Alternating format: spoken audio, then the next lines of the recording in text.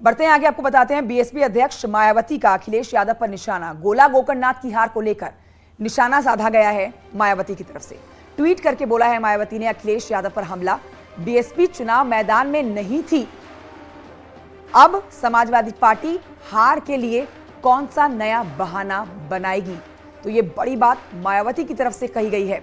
सोचिए, पिछली बार अच्छी खासी वोट हासिल किए थे बीएसपी ने, लेकिन इस बार चुनावी मैदान में ही नहीं थी गोला गोकर्णनाथ की। और यही कहा जा रहा था जानकारों की तरफ से कि जिस तरफ भी जीत जाएगी, आप समझ लीजिए कि बीएसपी के जो वोटर हैं, मायावती के जो वोटर हैं, वो लोग उसी तरफ गए होंगे। तो सीधे तौर पर आप समझ सकते हैं बम्पर जीत यहां पर अमन गिरी ने दर्ज की है और बीजेपी के ही खाते में गया है बीएसपी का वोट भी। तो ऐसे में तंज कसता हुआ ये ट्वीट मायावती का अखिलेश यादव पर। आपको दिखाते हैं क्या कुछ लिखा है मायावती ने। यूपी के खीरी का गोला गोकर्णनाथ विधानसभा उपचुनाव भाजपा की जीत से ज्यादा समाजवादी पार्टी की 34,000 से ज्यादा वोटों से जो करारी हार है, उसके लिए अब काफी चर्चाएं हैं, चर्चा चल रही है।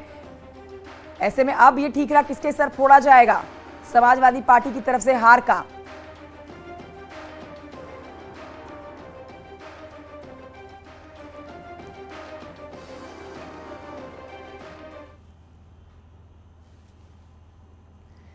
और आइए सीधे रुख करते हैं, अलाउद्दीन मेरे सहयोगी और जानकारी के साथ लाइव इस समय मौजूद है। सीधे रुख करते हैं अलाउद्दीन की तरफ। अलाउद्दीन, देखिए, अब गोला गोकर्णनाथ का रण तो पूरा हो चुका है, लेकिन एक वाजिब सवाल यहां पर मायावती ने उठा दिया है, और सवाल सीधे तौर पर यही है कि आखिरकार अब किसके सर फोड़ा जाएगा समाजवादी पार्टी की तरफ से हार का ठीकरा?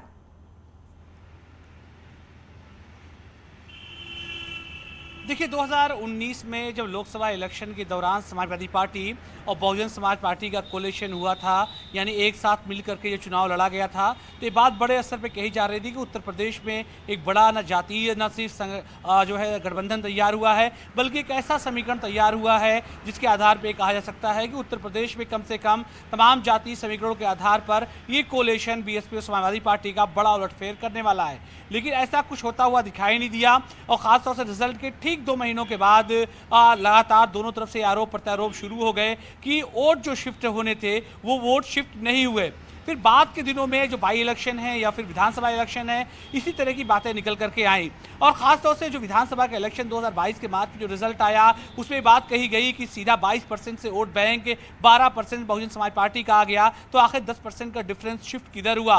तो ऐसे में समाजवादी पार्टी की तरफ से सीधा आरोप लगाया गया था कि 10% ये वोट शिफ्ट हुआ है भारतीय जनता पार्टी की तरफ से। तो बिलाशा शुबा गोला के रिजल्ट के बाद जो मायावती ने सवाल खड़े किए हैं कि आखिर समाजवादी पार्टी की तरफ से हार के बाद तमाम चीजों को लेकर के किस तरह का फैसला और किस तरह की बात कही जाएगी। तो क्योंकि उत्तर प्रदेश में अब आने वाले 2 और बाई इलेक्शन हैं, तो ऐसे में सियासी तीर कमान से निकलना लाजमी है। खासतौर से मैनपुरी का उपचुनाव लोकसभा का, फिर रामपुर का चुनाव, तो ऐसे में देखने वाली बात होगी कि बाई इलेक्शन ना लड़ने की बात जो ट्वीट में कही गई। लेकिन वहीं पर दूसरी तरफ जब आप उच्चतम स्तर तक समीकरणों को देखते हैं, तो आजमगढ़ का जो बाई इलेक्शन था लोकसभा का, वहां पर बीएसपी चुनाव लड़ी थी और वहां से गुड्डू जमाली जो है फाइट में थे। हालांकि अलग बात है, वो तीसरे नंबर पर चले गए थे। और मुबारकपुर में हालांकि जो विधानसभा क्षेत्र था, वहां से वो लीड करते हुए दिखाई दे रहे थे और वहां से वो नंबर 1 पर दिखाई दिए थे।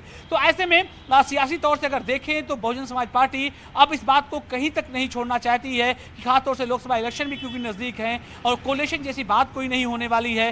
तो ऐसे में बहुजन समाज पार्टी और समाजवादी पार्टी की तरफ से आरोप प्रत्यारोप का दौर पूरा जारी है।